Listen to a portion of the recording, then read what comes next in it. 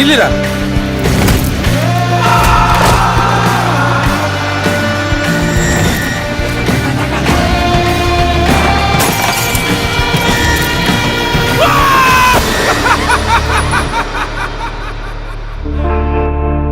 Hello everyone, ನೀವು ನೋಡ್ತಾ ಇದ್ದೀರಾ V4 ನ್ಯೂಸ್. ನಾನು ದೀಕ್ಷಾ ಬಂಗೇರ. ಇವತ್ತು ನಾನು ಕಲ್ಜಿಗ ಸಿನಿಮಾ ಚಿತ್ರತಂಡದ ಜೊತೆ ಮಾತಾಡ್ಲಿಕ್ಕಿದ್ದೀನಿ. ಸೊ ಈ ಸಿನಿಮಾ ಈಗಾಗಲೇ ರಿಲೀಸ್ ಆಗಿದೆ, ಉತ್ತಮ ಪ್ರದರ್ಶನ ಬೇರೆ ಕಾಣ್ತಾ ಇದೆ. ಸೊ ಈ ಬಗ್ಗೆ ಈ ಸಿನಿಮಾದ ಬಗ್ಗೆ ಒಂದಿಷ್ಟು ನನಗೆ ಪ್ರಶ್ನೆಗಳಿದೆ. ಇದು ಹೇಗಾಯಿತು, ಎಲ್ಲಾಯಿತು, ಏನಾಯಿತು, ಒಂದಿಷ್ಟು ಅದ್ರ ಬಗ್ಗೆ ಮಾಹಿತಿನ ತಿಳ್ಕೊಳ್ಳೋಣ. ಅದಕ್ಕೂ ಮೊದಲು ನಾನು ಇವ್ರನ್ನ ವೆಲ್ಕಮ್ ಮಾಡ್ತೀನಿ. ಸೊ ಈ ಸಿನಿಮಾದ ಕತೆ, ಚಿತ್ರಕಥೆ, ಡೈಲಾಗ್ ಮತ್ತು ನಿರ್ದೇಶನವನ್ನು ಮಾಡಿರುವಂತಹ ಸುಮನ್ ಸುವರ್ಣ ಅವರಿದ್ದಾರೆ. ಅವ್ರಿಗೆ ಈ ಕಾರ್ಯಕ್ರಮಕ್ಕೆ ಪ್ರೀತಿಯ ಸ್ವಾಗತ. ಹಾಗೆಯೇ ನೀವು ಈಗಾಗಲೇ ನೋಡಿರ್ತೀರ ಇವ್ರನ್ನ ಚೌ ಚೌ ಬಾತ್ ಸಿನಿಮಾದಲ್ಲಿ ನಟನೆಯನ್ನು ಮಾಡಿ ಈಗ ಕಲ್ಜಿಗ ಸಿನಿಮಾದಲ್ಲಿ ಮುಖ್ಯ ಪಾತ್ರದಲ್ಲಿ ಕಾಣಿಸಿಕೊಂಡಿರುವಂತಹ ಸುಷ್ಮಿತಾ ಭಟ್ ಅವರಿದ್ದಾರೆ. ಅವ್ರಿಗೂ ಈ ಕಾರ್ಯಕ್ರಮಕ್ಕೆ ಪ್ರೀತಿಯ ಸ್ವಾಗತ. ನಮಸ್ತೆ ಮ್ಯಾಮ್. ಓಕೆ, ಮತ್ತೆ ಈಗ ಮೇನ್ ಇವರು, ಯಾಕಂತಂದರೆ ಇವರಿಲ್ಲ ಅಂದರೆ ಸಿನಿಮಾ ಕಷ್ಟ. ಪ್ರೊಡ್ಯೂಸರ್ ಈ ಸಿನಿಮಾದು, ಕಲ್ಜಿಗ ಸಿನಿಮಾದ ಪ್ರೊಡ್ಯೂಸರ್ ಆಗಿರುವಂತಹ ಶರತ್ ಕುಮಾರ್ ಏಕೆ, ಯಾಕೆ ಅಲ್ಲ ಏಕೆ ಅವರಿದ್ದಾರೆ. ಅವ್ರಿಗೂ ಈ ಕಾರ್ಯಕ್ರಮಕ್ಕೆ ಪ್ರೀತಿಯ ಸ್ವಾಗತ. ಸೊ ಹೇಗಿದೆ ಎಕ್ಸೈಟ್ಮೆಂಟ್? ಈಗ ಮೂವಿ ರಿಲೀಸ್ ಆಗಿದೆ, ನಿಮ್ಮ ಎಕ್ಸ್ಪೆಕ್ಟೇಷನ್ ಏನಿದೆ, ಹೇಗೆ ಅನ್ನಿಸ್ತಾ ಇದೆ ಈಗ ಪ್ರೆಸೆಂಟ್? ನಾನು ಮ್ಯಾಮ್ ನಿಮಗೆ ಎಕ್ಸ್ಪೆಕ್ಟೇಷನ್ ಹೌಸ್ಫುಲ್. ನಾವು ಓಡಬೇಕು, ಎಲ್ಲರೂ ಬಂದು ಹೆಚ್ಚಿಗೆ ನೋಡಬೇಕು, ಅವ್ರು ನೋಡಿ ಮತ್ತೊಬ್ಬರಿಗೆ ತಿಳಿಸಿ ಮಾತಿಂದ ಇನ್ನೂ ಜನ ಜಾಸ್ತಿ ಬಂದು ನೋಡ್ಬೇಕು ಅನ್ನೋದೇ ಎಕ್ಸ್ಪೆಕ್ಟೇಷನ್.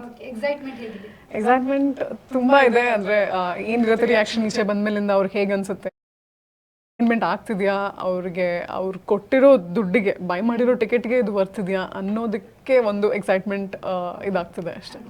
ಈಗ ಸುಮನ್ ಸರ್ಗೆ ನೀವು ಗಮ್ಜಾಲ್, ಆಮೇಲೆ ಏನು ಸರ್ಕಸ್ ಇಂಥ ಚಿತ್ರಗಳಲ್ಲಿ ಅಸೋಸಿಯೇಟ್ ಡೈರೆಕ್ಟರ್ ಆಗಿ ಕೆಲಸ ಮಾಡಿದರೆ, ಈಗ ಇದು ನಿಮ್ಮದು ಫಸ್ಟ್ ಫಿಲ್ಮ್, ನೀವು ಒಬ್ಬರೇ ಸ್ವತಂತ್ರವಾಗಿ ಡೈರೆಕ್ಟ್ ಮಾಡಿರೋ ಸಿನಿಮಾ.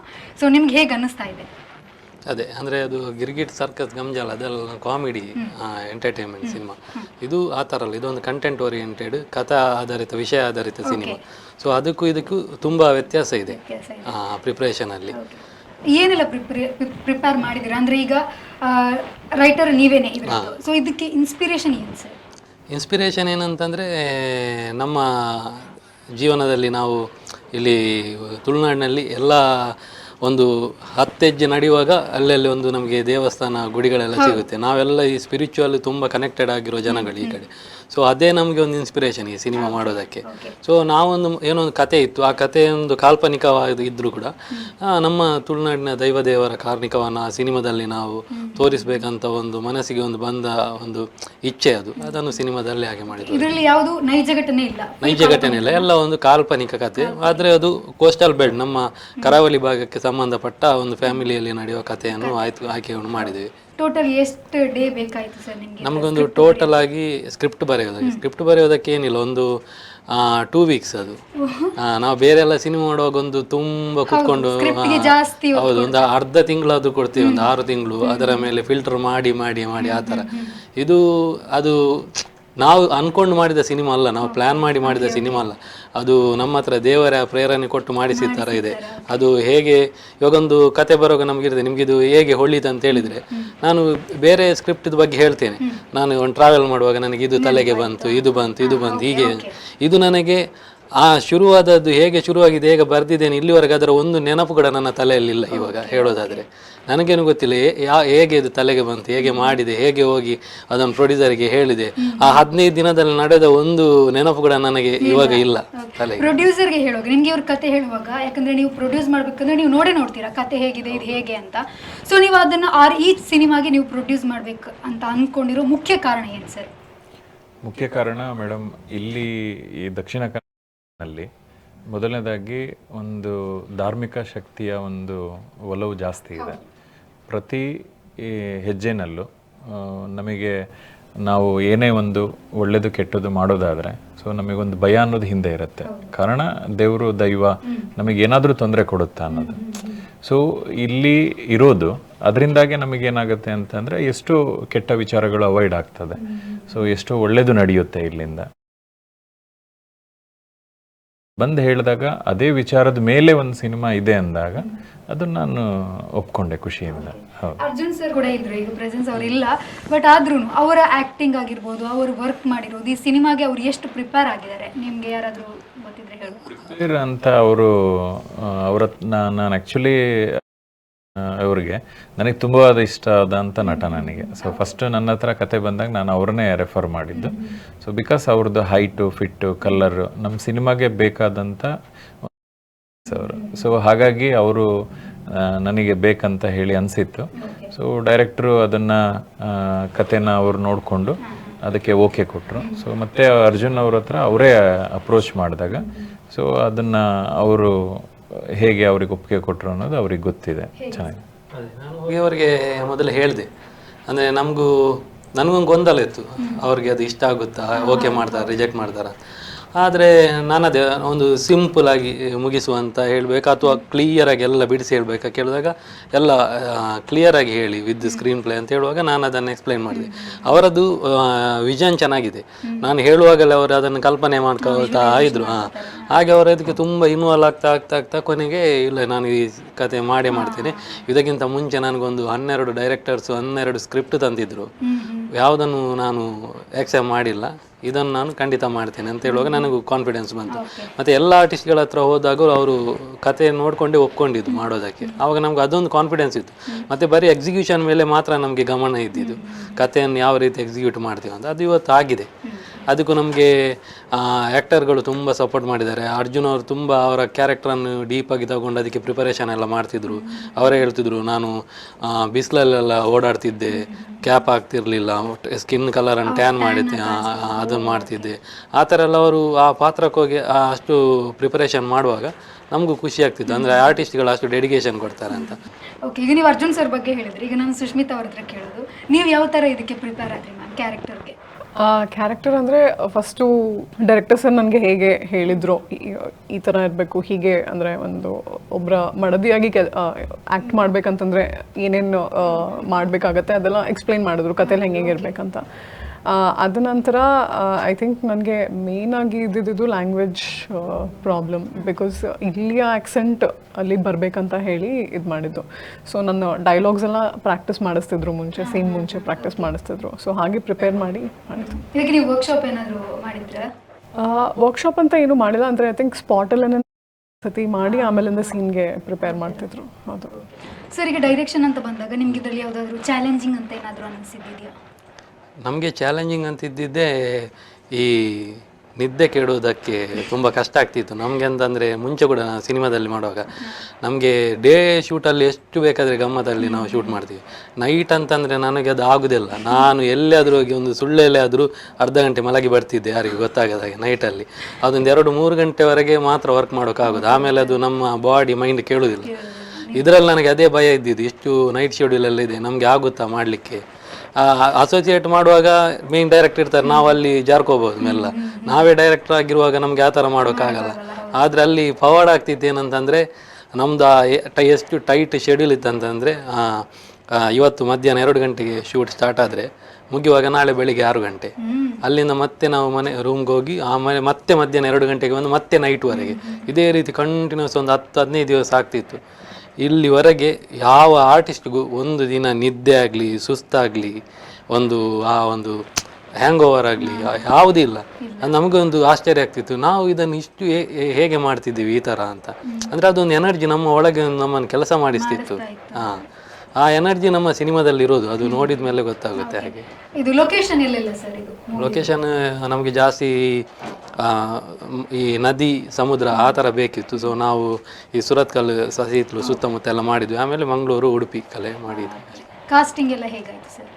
ಕಾಸ್ಟಿಂಗ್ ಅದೇ, ನಾವು ಕತೆ ಬರೆಯುವಾಗ ಕೆಲವೊಂದು ಪಾತ್ರವನ್ನು ಮೊದಲೇ ತಲೆಯಲ್ಲಿ ಇಟ್ಕೊಂಡು ಬರೆದಿದ್ದೆ. ಇನ್ನು ಕೆಲವೊಂದು ಪಾತ್ರಕ್ಕೆ ನಾವು ಬೇಕಾದಾಗೆ ಟೀಮಲ್ಲೆಲ್ಲ ಡಿಸ್ಕಸ್ ಮಾಡಿ ಅವರನ್ನು ಅಪ್ರೋಚ್ ಆದಾಗೆಲ್ಲ ಒಪ್ಕೊಂಡ್ರು. ಅರ್ಜುನ್ ಕಾಪಿಗಾಡ್ ಅವರು ಹೀರೋ ಆಗಿ, ಸುಷ್ಮಿತಾ ಭಟ್ ಅವರು ಹೀರೋಯಿನ್ ಆಗಿ, ಆಮೇಲೆ ಅವರ ಮಗಳ ರೋಲಲ್ಲಿ ಶ್ಲಾಘ ಸಾಲಿಗ್ರಾಮ ಅಂತ ಒಬ್ಬರು ಆರ್ಟಿಸ್ಟ್ ಇದ್ದಾರೆ. ಅವರು ನೀವು ರವಿ ಬಸ್ರೂರ್ ಒಂದು ಕಟಕ ಗಿರ್ಮಿಟ್ ಅಂತೆಲ್ಲ ಸಿನಿಮಾ ಮಾಡಿದ್ರು, ಅದರಲ್ಲಿ ಅವರು ಆ್ಯಕ್ಟ್ ಮಾಡಿದರು. ತುಂಬ ಒಳ್ಳೆ ಅಂದರೆ ಈ ಸೈಮಾ ಸ್ಟೇಟ್ ಅವಾರ್ಡ್ ಆ ಥರ ಎಲ್ಲ ಅವಾರ್ಡ್ ಈ ಸಣ್ಣ ವಯಸ್ಸಲ್ಲೇ ಸಿಕ್ಕಿದೆ ಅವರಿಗೆ, ಅವರನ್ನು ಹಾಕೊಂಡಿದ್ದು. ಅದು ನಮಗೆ ತುಂಬ ಹೆಲ್ಪ್ ಆಯಿತು. ಅಂದರೆ ಸಣ್ಣ ಮಕ್ಕಳು ಅಂತಂದರೆ ಅವರಿಗೆ ಆ್ಯಕ್ಟಿಂಗ್ ಹೇಳ್ಕೊಡೋದೇ ಒಂದು ಕಷ್ಟ ಆಗುತ್ತೆ ನಮಗೆ. ಅದು ಅವರು ಮುಂಚೆನೇ ಅದರಲ್ಲೆಲ್ಲ ಗೊತ್ತಿರೋದ್ರಿಂದ ನಮಗೆ ತುಂಬ ಹೆಲ್ಪ್ ಆಗ್ತಿತ್ತು. ಆಮೇಲೆ ನಂತರ ನಮ್ಮ ಮಂಗಳೂರವರೇ ಗೋಪಿನಾಥ್ ಭಟ್ ಸರ್, ನಮಗೆ ಗೊತ್ತಿದೆ ಅವರು ವೀರ ಮದಕರಿಯಲ್ಲೆಲ್ಲ ಉತ್ತಮ ಒಳ್ಳೆ ಪಾರ್ಟ್ ಮಾಡಿದವರು, ಅವರಿದ್ದಾರೆ. ಆಮೇಲೆ ಶೋಭರಾಜ್ ಪಾವರು, ಆಮೇಲೆ ಜ್ಯೋತಿ ಶೆಟ್ಟಿ, ಆಮೇಲೆ ಕಾಂತಾರದಲ್ಲಿ ನಮ್ಮ ರಿಷಬ್ ಶೆಟ್ಟಿ ತಾಯಿ ಪಾತ್ರ ಮಾಡಿದ ಮಾನಸಿ ಸುಧೀರ್, ಆಮೇಲೆ ಭಾಸ್ಕರ್ ಮಣಿಪಾಲ್, ರಂಜನ್ ಬೋಲೂರು, ರೂಪ ವರ್ಕಡ್, ಹಾಗೆ ತುಂಬ ಜನ ಇದ್ದಾರೆ. ಅನಿಲ್ ರಾಜ್ ಉಪ್ಲ ಎಲ್ಲ ತುಂಬ ಇದ್ದಾರೆ. ನಮ್ಮ ಮಂಗಳೂರಿದ್ದೇ ಕಲಾವಿದರು ಬಿಟ್ಟು ಬೇರೆ ಯಾರೂ ಇಲ್ಲ ಅಲ್ಲಿ. ಎಲ್ಲರೂ ಅವರವರ ಪಾತ್ರಕ್ಕೆ ಏನು ಮಾಡಬೇಕು ಅದನ್ನು ಸಿನಿಮಾದಲ್ಲಿ ಮಾಡಿದ್ದಾರೆ. ನಾನು ಸುಷ್ಮಿತಾ ಅವ್ರ ಹತ್ರ ಕೇಳೋದು, ತುಳುನಾಡಲ್ಲಿ ಅಂದರೆ ಈಗ ಇವರು ಇಷ್ಟು ಹೆಸರು ಹೇಳಿದ್ರಲ್ವಾ, ಅವರೆಲ್ಲ ದಿಗ್ಗಜರು, ನಮಗೆ ಅವರು ಅಚ್ಚುಮೆಚ್ಚು, ಮೊದಲಿಂದ ನೋಡಿರ್ತೀವಿ ಅವ್ರನ್ನ. ಅವ್ರ ಜೊತೆ ನಿಮಗೆ ವರ್ಕ್ ಮಾಡೋದಕ್ಕೆ ಎಷ್ಟು ಖುಷಿ ಆಯಿತು? ಅವರ ಇದು ಅವ್ರು ಎಷ್ಟು ಫೇಮಸ್ ಅಂತಂದರೆ ಬೆಂಗಳೂರಲ್ಲಿ ಕೂಡ ಅವರ ಹೆಸರು ಅಷ್ಟೇ ಇದರಲ್ಲಿದೆ. ಆ್ಯಂಡ್ ಅವ್ರು ಮಾಡಿರೋ ಮೂವೀಸ್ಗಳನ್ನು ನಾನು ಕೂಡ ಬಹಳ ನೋಡಿದ್ದೀನಿ. ಆ್ಯಂಡ್ ಅವ್ರ ಜೊತೆಗೆ ವರ್ಕ್ ಮಾಡ್ಬೇಕಂತಂದರೆ ನಾನು ಭಯ ಆಗ್ತಿತ್ತು. ಬಟ್ ದೆನ್ ಆ್ಯಕ್ಚುಲ್ ಸೆಟ್ಟಲ್ಲಿ ತುಂಬ ಖುಷಿಯಾಗಿದ್ವಿ ನಾವು ಎಲ್ಲರೂ. ಸೊ ಅದೇ ನಾನು ಕೇಳಬೇಕು ಅಂತಿದ್ದೆ, ಸೆಟ್ಟಲ್ಲಿ ಹೇಗಿರ್ತಾ ಇತ್ತು ಅಂತ, ಎಂಜಾಯ್ಮೆಂಟ್ ಆಗಿರ್ಬೋದು. ಹಾಂ, ಮೇಯ್ನಾಗಿ ಅರ್ಜುನ್ ಸರ್ ತುಂಬಾ ಫನಿ ಇದ್ದಾರೆ, ಜೋಕ್ ಮಾಡ್ತಿರ್ತಾರೆ. ಮತ್ತೆ DOP ಸರ್ ಸಚಿನ್ ಸರ್ ಅಂತೂ ಕೇಳೋದೇ ಬೇಡ. ಸೊ ಇವರಿಬ್ರು ಇದ್ಬಿಟ್ರೆ ಸೆಟ್ ಫುಲ್ಲು ತುಂಬಾ ಮಜವಾಗಿ ಇರುತ್ತೆ. ಹೌದು, ನೀವು ಸೆಟ್ಗೆಲ್ಲ ಹೋಗ್ತಾ ಇದ್ರಿ ಸರ್? ಅಲ್ಲೇ ಇರ್ತಾ ಇದ್ರಿ? ಕಮ್ಮಿ, ಬಟ್ ಹೋಗ್ತಿದ್ದೆ ಕೆಲವೊಮ್ಮೆ. ನೋಡಿ ನಿಮಗೆ ಖುಷಿ ಆಗ್ತಾಯಿತ್ತು, ಯಾಕೆಂದರೆ ನನಗಿದು ಹೊಸ ಅನುಭವ. ಸೊ ಅಲ್ಲಿ ಹೋದಾಗ ಅವರು ತುಂಬ ಕಷ್ಟಪಡ್ತಾಯಿದ್ರು. ನಾನು ಆ್ಯಕ್ಚುಲಿ ಸಿನಿಮಾ ಇದ್ರ ಮೇಲೆ ಥಿಯೇಟ್ರಲ್ಲಿ ನೋಡ್ತಾ ಇದ್ದೆ. ಬಟ್ ಅದರ ಹಿಂದಿನ ವರ್ಕೆಲ್ಲ ನಾನು ನೋಡಿದಾಗ ತುಂಬ ನನಗೆ ಆಶ್ಚರ್ಯ ಆಯಿತು. ಯಾಕೆಂದರೆ ತುಂಬ ಜನ ಕಷ್ಟಪಡ್ತಾರೆ ಅದ್ರ ಹಿಂದೆ, ಟೆಕ್ನಿಷಿಯನ್ಸು. ನಮಗೆ ಅವ್ರನ್ನ ನೋಡಿದರೆ ತುಂಬಾ ಪಾಪ ಅನಿಸುತ್ತೆ. ಯಾಕೆಂದರೆ ಅಷ್ಟು ಜನ ಅಲ್ಲಿ ಎಫರ್ಟ್ ಹಾಕ್ತಾರಲ್ಲ, ಅದರದ್ದು ನೋಡುವಾಗ ನನಗೆ ತುಂಬಾ ಅವ್ರ ಕೆಲಸ ನೋಡಿ ತುಂಬ ಖುಷಿ ಆಗ್ತಾಯಿತ್ತು. ಅಷ್ಟು ಒಂದಿಷ್ಟು ಜನ ಬೇಕಲ್ಲಿಗೆ. ಈಗ ಪ್ರೀಮಿಯರ್ ಶೋ ನೋಡಿ, ಜನ ರಿಲೀಸ್ ಆಗಿರೋದನ್ನ ನೋಡಿ ತುಂಬ ಜನ ಮೆಚ್ಚುಗೆನ ವ್ಯಕ್ತಪಡಿಸಿರ್ತಾರೆ. ಸೊ ನಿಮಗೆ ಅಂತ ಬಂದ ಒಳ್ಳೆ ಕಮೆಂಟ್ ಅಂದರೆ ಯಾವುದು? ನಮಗೆ ಇಲ್ಲಿ ಮಂಗಳೂರಲ್ಲಿ ಒಂದು ಒಳ್ಳೆ ಕಮೆಂಟ್ಸ್ಗಳು ಬಂದಿತ್ತು. ಮತ್ತು ಮೊನ್ನೆ ನಾವು ಒಂದು ಪುತ್ತೂರಿಗೆ ಹೋಗಿದ್ವಿ. ಅಲ್ಲಿದ್ದು ಆಡಿಯನ್ಸ್ ಎಲ್ಲ ಸ್ವಲ್ಪ ಮಹಿಳೆಯರೆಲ್ಲ ಬಂದಿದ್ದರು ನೋಡಲಿಕ್ಕೆ. ಅವ್ರದ್ದೆಲ್ಲ ಯಾವ ಥರ ಇತ್ತಂತಂದರೆ, ಆ ದೈವವನ್ನು ನಾವು ಸ್ಕ್ರೀನಲ್ಲಿ ನೋಡುವಾಗ ಕೆಲವರು ಕಣ್ಣಲ್ಲಿ ನೀರು ಬಂತಂತ ಹೇಳಿದರು, ಕೆಲವರು ನಾವಲ್ಲಿ ಕೂತಲ್ಲೇ ಕೈ ಮುಗಿದ್ವಿ, ಕೆಲವರು ನೋಡುವಾಗಲೇ ಭಯ ಆಯಿತು ಅಂತ. ಮತ್ತು ಎಲ್ಲ ಕನೆಕ್ಟ್ ಆಗಿದೆ ಆ ಸಿನಿಮಾ. ಆವಾಗ ನಮಗೆ ಅನ್ನಿಸ್ತು ನಾವು ಮಾಡಿರೋದು ಸಾರ್ಥಕ ಆಗಿದೆ, ಜನರಿಗೆ ರೀಚ್ ಆಗಿದೆ, ಅದೇ ಬೇಕಿತ್ತು ನಮಗೆ. ಮತ್ತೆ ಈಗ ಹೇಳೋದಂದರೆ ಕಾಸ್ಟ್ಯೂಮ್ ನಾವು ನೋಡಿದಾಗ ಒಂಥರ ರಿಯಲಿಸ್ಟಿಕ್ ಆಗಿತ್ತು. ನಾವು ಈಗ ಕೆಲವೊಂದು ಸಿನಿಮಾದಲ್ಲಿ ನೋಡಿದ್ರೆ ನಮಗೆ ಕಾಸ್ಟ್ಯೂಮ್ ಇದಿಷ್ಟು ಬೇಡ ಇತ್ತು ಅಂತ ಅನ್ಸುತ್ತೆ ಅಂತ ಅನ್ಸಿರೋದಿದೆ ನಮಗೆ. ಈ ಮೂವಿಲಿ ಕಾಸ್ಟ್ಯೂಮ್ ಮೇಕಪ್ ಎಲ್ಲ ತುಂಬ ಚೆನ್ನಾಗಿದೆ, ಅಂದರೆ ಸಿಂಪಲ್ ಆಗಿ ಚೆನ್ನಾಗಿತ್ತು. ಇದನ್ನ ಯಾವ ಥರ ನೀವು ಡಿಸೈನ್ ಮಾಡಿ? ಮೇಕಪ್ ಎಲ್ಲ ಎಷ್ಟು ಚೆನ್ನಾಗಿದೆ ಅಂತ ಹೇಳಿದರೆ ಮೇಕಪ್ಪೇ ಮಾಡ್ತೀವಿ ಅಷ್ಟು. ಅವನಿಗೆ ಸುಮ್ಮನೆ ಮೇಕಪ್, ಅವನಿಗೆ ಪೇಮೆಂಟ್ ಸುಮ್ಮನೆ ಕೊಡ್ತಿದ್ದಿದ್ದು ದಿನಕ್ಕೆ, ಬರೀ ಬೆವರೋರಿಸ್ತಿದ್ದಕ್ಕೆ ಕೊಡ್ತಿದ್ದು ಬಿಟ್ರೆ ಬೇರೆ ಮೇಕಪ್ ಅಂತ ಏನಿರಲಿಲ್ಲ. ಎಲ್ಲ ನ್ಯಾಚುರಲ್ ಆಗಿ ಹಾಕಿದೆ. ಆ ಫೈಟ್ ಸೀನಲ್ಲೆಲ್ಲ ಈ ಏಟಿದ್ದು ಗಾಯ ಅದಕ್ಕೆಲ್ಲ ಮೇಕಪ್ ಮಾಡಿದ್ದು ಬಿಟ್ರೆ ಬೇರೆ ಯಾರಿಗೂ ಮೇಕಪ್ ಇಲ್ಲ ಈ ಸಿನಿಮಾದಲ್ಲಿ. ಮ್ಯಾಮ್ಗೂ ಇಲ್ಲ ಮೇಕಪ್, ನ್ಯಾಚುರಲ್ ಆಗಿ ಮಾಡಿರೋದು. ನ್ಯಾಚುರಲ್. ಓಕೆ, ನೆಕ್ಸ್ಟ್ ಹೇಳಬೇಕಂದ್ರೆ ನನಗೆ ನಿಮ್ಮ ಟೀಮ್ ಬಗ್ಗೆ, ಆಮೇಲೆ ಕ್ಯಾಮ್ರಾ ವರ್ಕ್ ಟೀಮ್ ಅಲ್ಲಿಗೆ ಎಷ್ಟು ಸಪೋರ್ಟಿವ್ ಆಗಿದೆ? ಅದೇ ಟೀಮ್ ಅಂತಂದರೆ ನಮ್ಮದು ಕೋರ್ ಟೀಮ್ ಇತ್ತು. ನಾವು ಯಾವಾಗಲೂ ಹೇಳ್ತೀವಿ, ನಾವು ಇಲ್ಲಿ ಯಾರು ಕೂಡ ದುಡ್ಡಿಗೋಸ್ಕರ ಕೆಲಸ ಮಾಡಿದವರು ಯಾರೂ ಇಲ್ಲ. ಎಲ್ಲ ಒಂದು ಆ ಶ್ರದ್ಧೆ ಭಕ್ತಿಯಿಂದ ಈ ಸಿನಿಮಾಗೆ ದುಡ್ದಿದ್ದಾರೆ. ಯಾಕಂದರೆ ಆ ಸಿನಿಮಾ ಯಾರ ಬಗ್ಗೆ ಅಂತ ಅವರಿಗೆ ಮೊದಲೇ ಗೊತ್ತಿತ್ತು. ಆ ಒಂದು ಪ್ರೀತಿಯಿಂದಲೇ ಶ್ರದ್ಧೆಯಿಂದ ಅವರು ದುಡ್ದಿದ್ದಾರೆ. ಯಾರು ಹಣಕ್ಕೆ ಡಿಮ್ಯಾಂಡ್ ಮಾಡಿಲ್ಲ, ತುಂಬ ಸಪೋರ್ಟಿವ್ ಆಗಿದ್ರು, ಕಾಲ್ ಶೀಟ್ ಕೊಡ್ತಿದ್ರು. ಆಮೇಲೆ ಟೆಕ್ನಿಷಿಯನ್ ಕೂಡ ಅಷ್ಟೇ. ನಮಗೆ ಸೆಟ್ಟಿಗೆ ಹೋಗೋ ನಮಗೇನೆ ಭಯ ಆಗ್ತಿತ್ತು, 100 ಜನ ನಮ್ಮ ಸೆಟ್ಟಲ್ಲಿ. ಅಷ್ಟು ಅಂದರೆ ಲೈಟ್ಸ್ ಅವರಾಗಿರ್ಬೋದು, ಬೇರೆ ಎಲ್ಲ ಡಿಪಾರ್ಟ್ಮೆಂಟ್, ಯೂನಿಟ್, ಟ್ರಾಲಿ ಅವರೆಲ್ಲ ಇತ್ತಲ್ಲ, ಅವರೆಲ್ಲ ಇದ್ದರು. ಆಗ ನಮಗೇನೆ ಆಶ್ಚರ್ಯ ಆಗ್ತಿತ್ತು, ಇಷ್ಟು 50-60 ಜನ ನಮ್ಮ ಸೆಟ್ಟಲ್ಲಿ ಇದ್ದಾರೆ ಅಂತ. ಹಾಗೆ ಅದು ನಮಗೆ ಅದರ ಕಷ್ಟ ಗೊತ್ತಿಲ್ಲ, ಅದು ಅವರಿಗೆಲ್ಲ ಊಟ ತಿಂಡಿ ಎಲ್ಲ ಪ್ರೊಡ್ಯೂಸರ್ ಕೊಡೋದು, ಅವರಿಗೇನೆ ಅದರ ಕಷ್ಟ ಗೊತ್ತಿರೋದು. ಡೈಲಿ ನೈಟ್ ರಾತ್ರಿ ಆಗುವಾಗ ಕಷ್ಟ.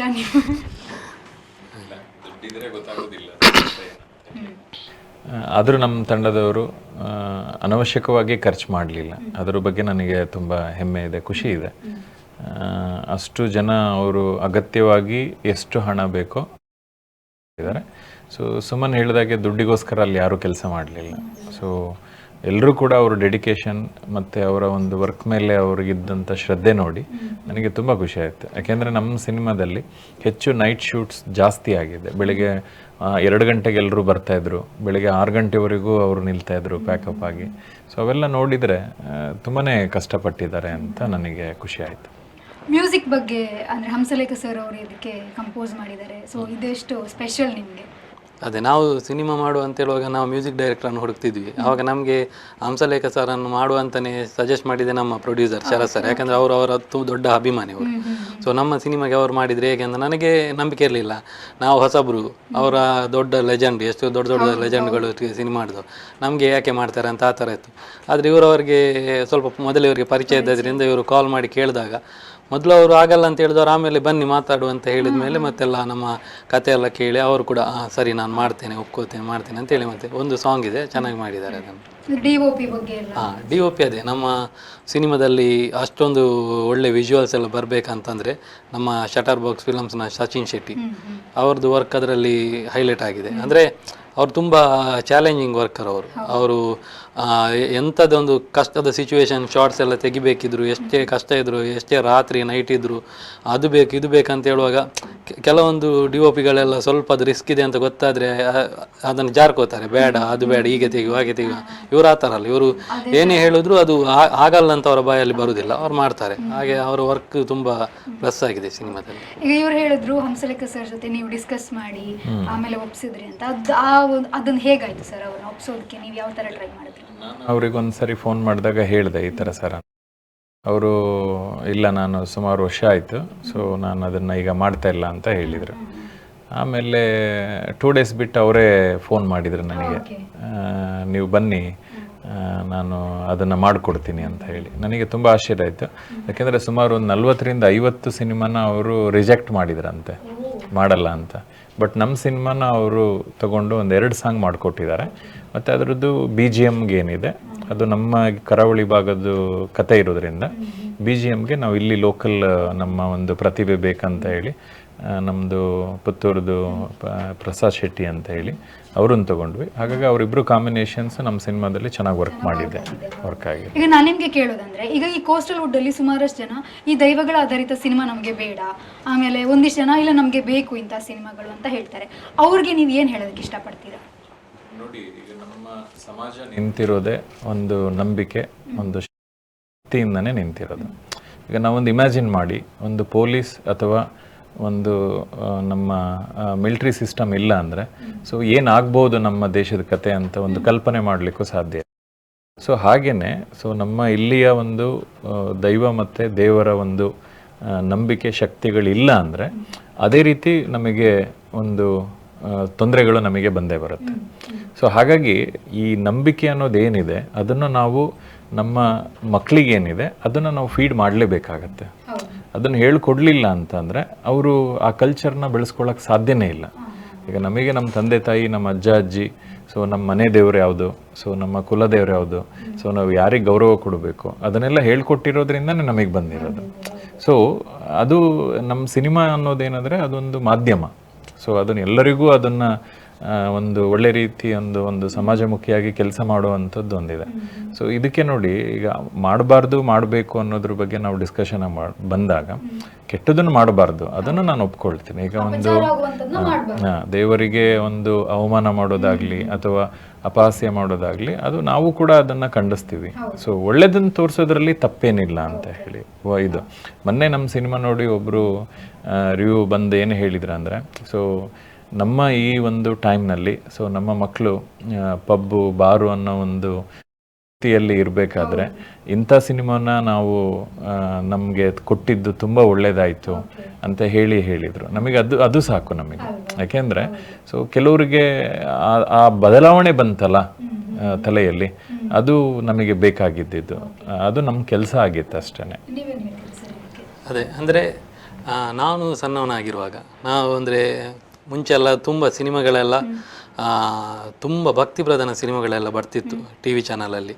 ಅಂದರೆ ದೇವರ ಬಗ್ಗೆ, ರಾಮಾಯಣ ಮಹಾಭಾರತ ಆ ಥರ ದೇವಿಯ ಕಥೆಗಳಿರುವ ಸಿನಿಮಾಗಳು, ಆಂಜನೇಯ ಸ್ವಾಮಿ ಕಥೆಗಳಿರುವ ಸಿನಿಮಾಗಳು, ಅದೆಲ್ಲ ಸಿನಿಮಾಗಳನ್ನು ನೋಡುವಾಗ ನಮಗೆ ಏನು ಅನ್ನಿಸ್ತಿತ್ತು ಅಂತಂದರೆ, ಒಳ್ಳೇದು ಮಾಡಿದರೆ ದೇವರು ಒಳ್ಳೇದು ಮಾಡ್ತಾರೆ, ಕೆಟ್ಟದ್ದು ಮಾಡಿದರೆ ದೇವರು ಶಿಕ್ಷೆ ಕೊಡ್ತಾರೆ ಅಂತ ಆ ಥರ ಒಂದು ಸಂಸ್ಕಾರ ಆ ಸಿನಿಮಾಗಳಿಂದ ನಮಗೆ ಸಿಕ್ತಿತ್ತು.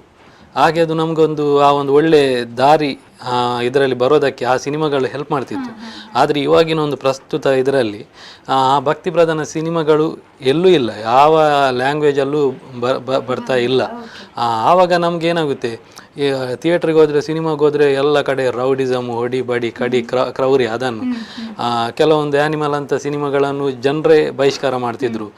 ಆ ಥರ ತೋರಿಸಬೇಡಿ, ಅದು ತುಂಬ ಜನರ ಮೇಲೆ ಕೆಟ್ಟ ರೀತಿ ಪ್ರಭಾವಗಳನ್ನು ಬೀಳುತ್ತೆ ಅಂತ. ಆವಾಗ ನಮಗೂ ಒಂದು ಭಯ ಇರುತ್ತೆ, ಅಂದರೆ ನಮ್ಮ ಮುಂದಿನ ಜನ್ರೇಷನ್ ಏನಾಗುತ್ತೆ ಈ ಥರ ಸಿನಿಮಾಗಳನ್ನು ಮಾಡ್ತಾ ಹೋದ್ರೆ. ನಾವು ಒಂದು ಹೊಸ ಒಂದು ಇನಿಷಿಯೇಷನ್ ತಗೊಂಡಿದ್ದೇವೆ, ನಾವು ಕೂಡ ಒಂದು ಒಳ್ಳೆ ಧಾರ್ಮಿಕ ರೀತಿಯಲ್ಲಿ ಮೆಸೇಜ್ ಕೊಡುವಂಥದ್ದು, ಧರ್ಮದ ದಾರಿಯಲ್ಲಿ ನಡೆಯಿರಿ, ಅಧರ್ಮವನ್ನು ಮಾಡಬೇಡಿ, ಆ ಥರ ಒಂದು ಒಳ್ಳೆ ಒಂದು ಮೆಸೇಜ್ ಇರುವ ಭಕ್ತಿ ಪ್ರಧಾನ ಸಿನಿಮಾವನ್ನು ಜನರಿಗೆ ಕೊಡ್ತಿದ್ದೇವೆ. ಇಲ್ಲಿ ಸಿನಿಮಾ ಅನ್ನೋದು ಯಾವುದೋ ಒಂದು ದೊಡ್ಡ ಪವರ್ಫುಲ್ ಮೀಡಿಯಮ್, ಅದು ಯಾವುದು ನಿಮಗೆ ಒಬ್ಬರ ಮನಸ್ಸನ್ನು ಬದಲಾಯಿಸಬೇಕಂತಂದರೆ ಅದು ಸಿನಿಮಾ ತುಂಬ ಅದರಲ್ಲಿ ಪಾತ್ರ ಇದೆ. ಅದೇ ಒಂದು ಕಾನ್ಫಿಡೆನ್ಸಲ್ಲಿ ನಾವು ಮಾಡಿದ್ದು ಅಷ್ಟೇ. ನೀವೇನು ಹೇಳಲಿಕ್ಕೆ ಇಷ್ಟಪಡ್ತೀರಾ? ಸರ್ ಹೇಳ್ದಂಗೆ ಐ ಥಿಂಕ್ ನಾವು ಚಿಕ್ಕವರಾಗಿದ್ದಾಗ ತುಂಬ ದೇವರ ಮೂವೀಸ್ ಅಂತಂದರೆ ನಾವು ಕುತ್ಕೊಂಡು ಎಲ್ಲರೂ ದೇವರು ಮತ್ತು ಸಮ್ ನೆಗೆಟಿವ್ ಶಕ್ತಿ ಎರಡು ಫೈಟ್ ಮಾಡೋದು, ಆಮೇಲೆ ಮತ್ತೆ ದೇವರು ವಿನ್ ಆಗೋದು. ಸೊ ಇಂಥ ಮೂವೀಸ್ ಎಲ್ಲ ನೋಡೋದಕ್ಕೆ ನಾವು ಕಾಯ್ತಾ ಇದ್ವಿ ಯಾವಾಗ ಈ ಥರದ್ದೆಲ್ಲ ಬರುತ್ತೆ ಅಂತ. ಮತ್ತು ಸರ್ ಹೇಳ್ದಂಗೆ ಕೂಡ ಅಜ್ಜಿ ಕಥೆಗಳೆಲ್ಲ ಕೇಳಿ ಬೆಳೆದು ಬಂದಿದ್ದೀವಿ.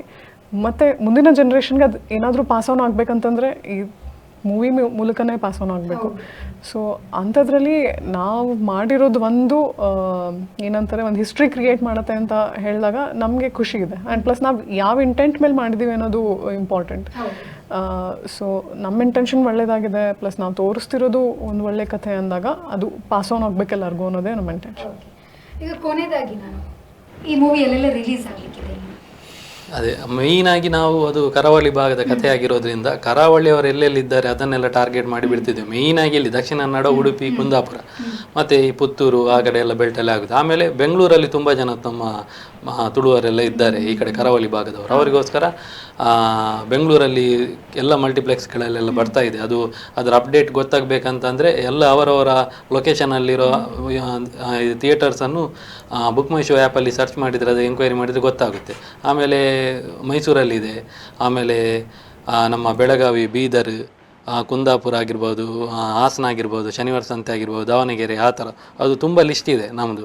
ಅದು ನಿಮಗೆ ಅದರ ಬಗ್ಗೆ ಪೇಪರ್ ಆ್ಯಡ್ಸಲ್ಲೂ ಕೂಡ ಸಿಗುತ್ತೆ ಸರ್ಚ್ ಮಾಡಿದ್ರೆ. ಮತ್ತು ಬುಕ್ ಮೈ ಶೋ ಅಲ್ಲಿ ಖಂಡಿತ ನಿಮಗೆ ಅದರ ಬಗ್ಗೆ ಮಾಹಿತಿ ಸಿಗುತ್ತೆ. ಆಮೇಲೆ ಮುಂದಿನ ದಿನಗಳಲ್ಲಿ ಮುಂಬೈ ಮತ್ತು ಗಲ್ಫ್ ಕಂಟ್ರೀಸಲ್ಲೂ ನಾವು ರಿಲೀಸ್ ಮಾಡಬೇಕಿದೆ, ಯಾಕೆಂದರೆ ಆ ಕಡೆ ತುಂಬ ಎಂಕ್ವೈರೀಸ್ಗಳು ಬರ್ತಾ ಇದೆ ನಮ್ಮ ಸಿನಿಮಾಗೆ.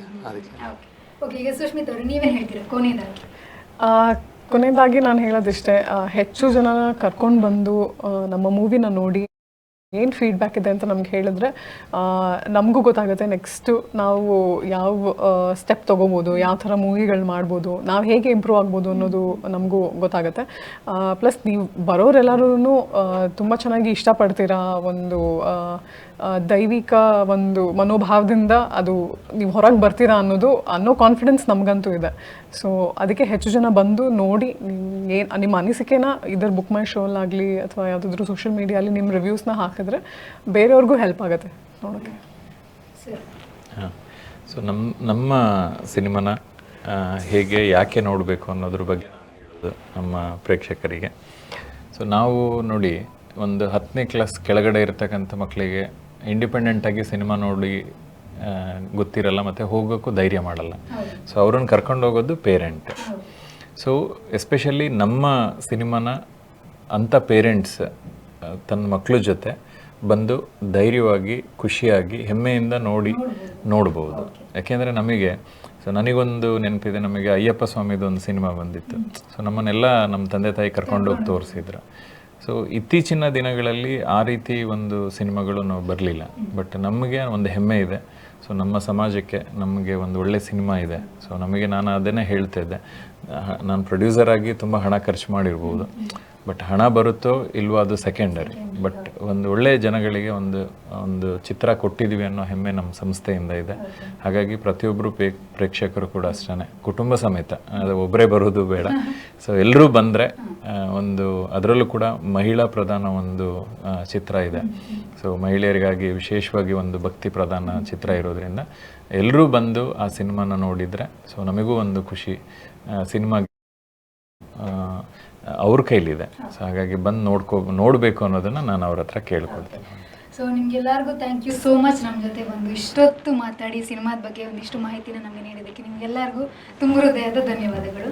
ಸೊ ನೀವೆಲ್ಲರೂ ಈಗ ಆಲ್ರೆಡಿ ಸಿನಿಮಾ ರಿಲೀಸ್ ಆಗಿದೆ, ದಯವಿಟ್ಟು ನೀವೆಲ್ಲ ಫ್ಯಾಮಿಲಿ ಸಮೇತ ಥಿಯೇಟರ್ಗೆ ಹೋಗಿ ಸಿನಿಮಾನ ನೋಡಿ ಈ ಸಿನಿಮಾನ ಯಶಸ್ವಿಗೊಳಿಸಬೇಕಂತ ನಿಮ್ಮ ಹತ್ರ ಕೇಳ್ಕೊಳ್ತಾ ಇದ್ದೀನಿ. ಇದಿಷ್ಟು ಇವತ್ತಿನ ಸುದ್ದಿ. ಮುಂದೆ ಇನ್ನಷ್ಟು ಸುದ್ದಿನ ನಿಮಗೋಸ್ಕರ ತೋರಿಸ್ತಾ ಇರ್ತೀವಿ. ಅಲ್ಲಿವರೆಗೂ ನೋಡ್ತಾ ಇರಿ V4 ನ್ಯೂಸ್. ನಿಲ್ಲಿರ